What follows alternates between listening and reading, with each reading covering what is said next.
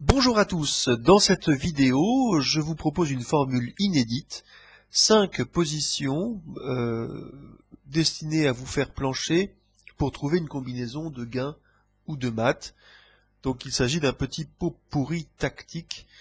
Toutes ces positions sont issues de mes propres parties. Alors je ne suis qu'un joueur moyen, amateur, mais vous aurez compris que je suis passionné d'échecs et que je prends beaucoup de plaisir à partager cette passion. Et tous ceux qui auront apprécié cette vidéo sont les bienvenus sur mon blog Échecs en amateur www.échecs.canalblog.com. Alors dans cette première position que j'ai joué en 89 à la cité universitaire contre un étudiant en géologie qui s'appelait Christophe. Christophe, si tu retrouves par hasard cette vidéo, je te salue bien bas. Eh bien mon cher Christophe, tu avais joué avec les noirs et tu avais subi ici une mat en 3 coups. Et c'est ce mat en 3 coups que je vous propose de découvrir. Vous avez 5 secondes. Voilà, alors il faut trouver des coups forçants. Et ça commence par un magnifique sacrifice de dame sur G7 qui oblige le fou à reprendre la dame. La tour qui n'est pas défendue peut être prise avec échec.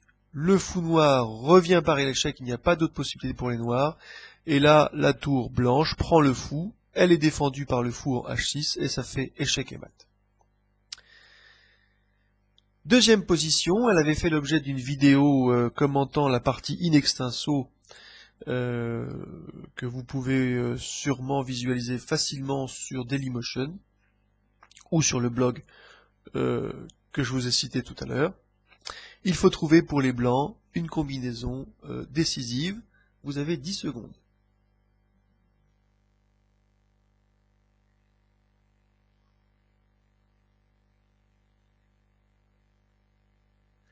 Alors, petite indication, vous voyez que la dame noire et le roi noir sont tous les deux sur la diagonale blanche et que le fou blanc de case blanche pourrait se poster très désagréablement sur la case C4 en menaçant de prendre la dame. Mais ce que vous voyez bien sûr, c'est que cette case C4 pour l'instant est contrôlée efficacement par ce cavalier. Mais ce que vous voyez enfin, c'est que ce cavalier est surchargé puisque en plus du contrôle de la case C4, il contrôle la case D7, c'est-à-dire qu'il défend le fou en D7. Et donc la première étape de la combinaison est tout simplement le sacrifice de la tour sur D7 pour détourner le cavalier de la défense de la case C4. Alors c'est un coup qui pose tout de suite des problèmes aux noirs, puisque la tour ne peut pas rester en place. Si elle reste en place, elle menace de prendre le pion E7. Si la tour arrive à prendre le pion E7, c'est tout de suite la dame noire qui est inquiétée, et soit elle sera capturée, soit elle quittera la 7e rangée. Et dans le deuxième cas, eh bien, ce sont les blancs qui feront mat avec leur dame en G7 ou H7. Alors il y a une possibilité qui serait de défendre le pion E7, par exemple avec la tour de A8 en E8, mais à ce moment-là, les blancs continuent à garder l'initiative et une forte attaque en prenant le pion B7, en menaçant de capturer le cavalier en B8. À ce moment-là, la meilleure défense des noirs est de bouger le cavalier en D5, ce qui obstrue transitoirement la diagonale dangereuse où il y a la dame et le roi. Mais les blancs gardent l'initiative en provoquant une simplification qui leur est favorable. Cavalier prend, le pion reprend le cavalier reprend. Bien sûr, ce cavalier est à bout, puisque si la dame reprend le cavalier, les blancs joueront ensuite le fou en C4 et auront rempli leur objectif. La meilleure façon de résister est de contre-attaquer, mais on sait que dans cette position, les blancs, de toute façon, font un mat en 8 coups maximum. Et voilà la variante la plus longue. Tour C8 échec. Fou en C4, menaçant une attaque à la découverte en bougeant le cavalier. Les noirs reprennent ce fou trop dangereux. Reprise par le pion. De nouveau, une menace sur la colonne C. Et là, les blancs, concluent l'attaque. Cavalier E7, échec. Dame prend E7. C'est quasiment forcé dans cette position. Tour prend E7 avec un mat au coup suivant, qui n'est retardé que par le sacrifice héroïque de la tour noire, d'abord en C4, roi B2, échec en B4, roi A1, ensuite la tour se sacrifie en B1, le roi reprend, un coup désespéré et un mat en G7. Alors dans la partie, après le sacrifice de tour, mon adversaire avait repris la tour avec le cavalier, ce qui était perdant puisque les blancs jouaient fou C4. L'interposition du pion en E6 ne permettait pas au noir de résister puisque ce pion est attaqué par le fou et défendu et par le cavalier. Et donc le fou peut reprendre ce pion en toute impunité, soutenu par le cavalier. Et il s'en était suivi, cavalier prend F6, fou prend F7 et abandon des noirs. Troisième position. Les blancs doivent trouver une combinaison de gains significatifs. Vous avez 10 secondes.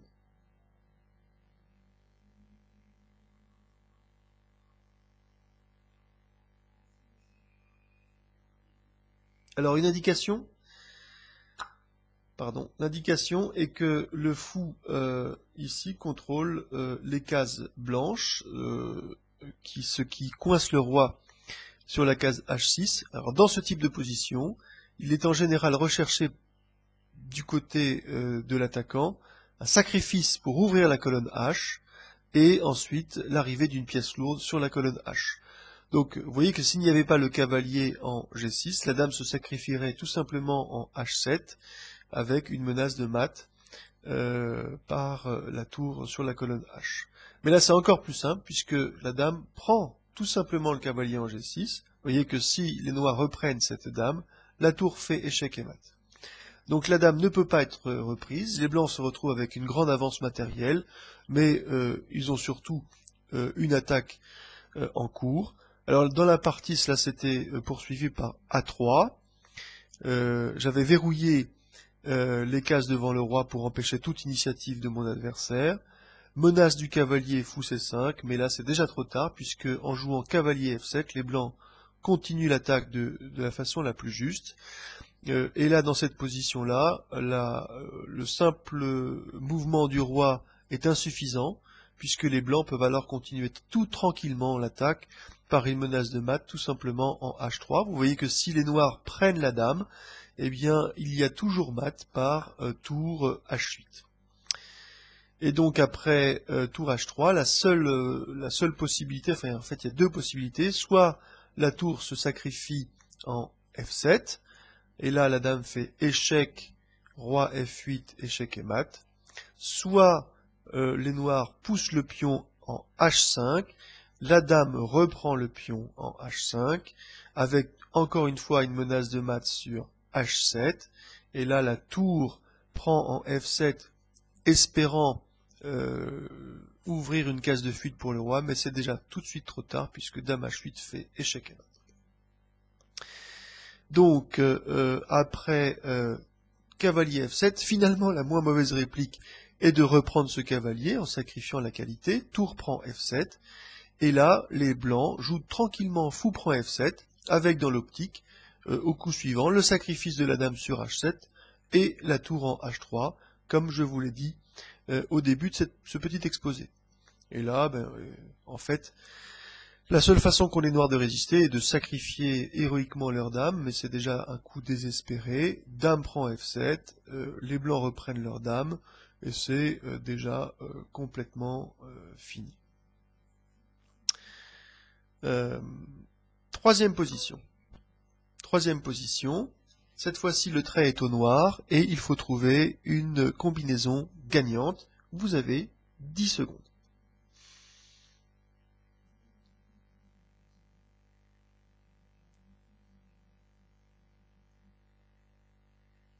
Alors, cette position est très ouverte. Vous voyez qu'il y a des menaces de part et d'autre. Par exemple, vous voyez que les blancs menacent de prendre la dame ici, qui ne peut pas quitter cette colonne, puisque le roi est derrière.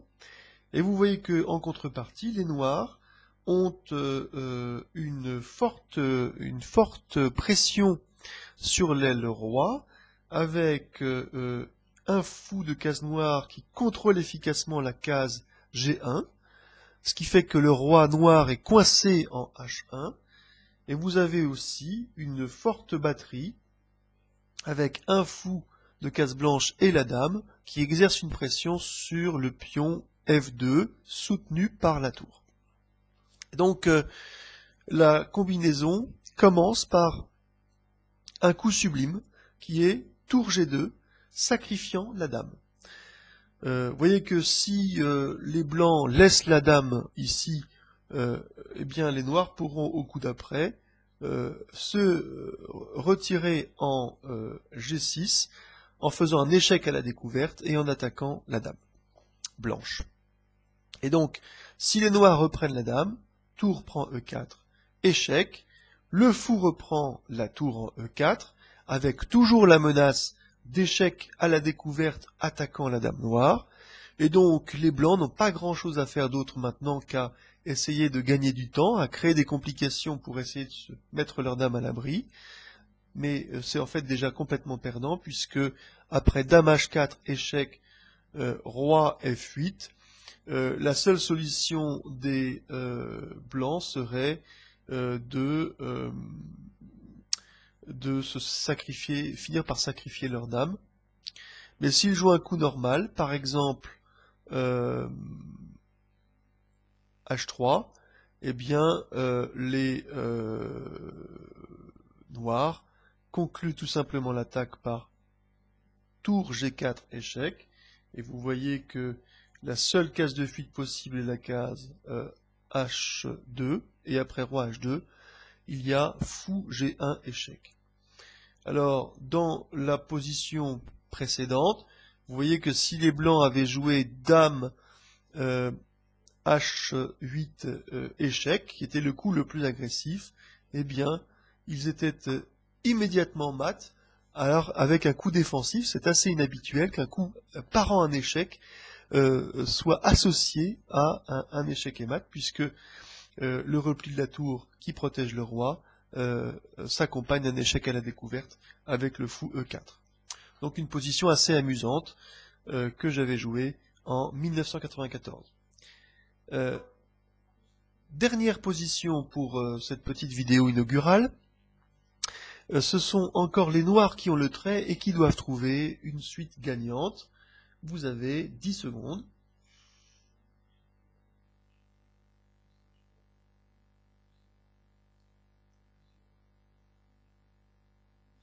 Voilà, alors l'indication est que les noirs ont un cavalier ici en prise, il va falloir régler ce problème.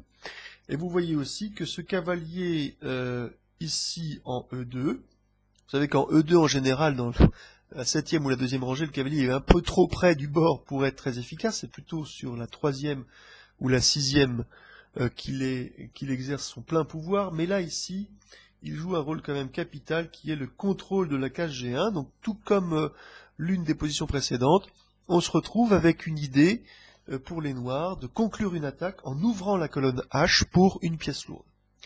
Eh bien, la façon la plus simple, qui permet de résoudre le problème du cavalier en prise et de l'ouverture de la colonne H, c'est tout simplement le coup cavalier de E4 en G3, échec. Ce cavalier est très désagréable parce qu'il fait une fourchette en menaçant de prendre la tour F1. Et donc, il ne peut pas être pris par la dame puisqu'il est aussi soutenu par ce cavalier en E2. Et donc, dans cette position, la réponse la plus naturelle reste H prend G3. Ce pion empêche pour l'instant la dame de venir faire un échec et mat. Mais en fait, vous voyez qu'après dame G5, les blancs, n'ont aucune défense pour empêcher l'intrusion de la dame sur la colonne H. Et la seule façon de survivre est ici de sacrifier la dame en E2. Et les noirs ont gagné la partie. Voilà, donc c'est tout pour aujourd'hui. J'espère que cette petite vidéo vous a plu. Je vous remercie de l'avoir suivi jusqu'au bout. N'hésitez pas à me faire part de vos commentaires, de vos critiques, de vos encouragements. Dites-moi si vous en voulez encore. C'est pour moi un immense plaisir. Et à très bientôt, j'espère.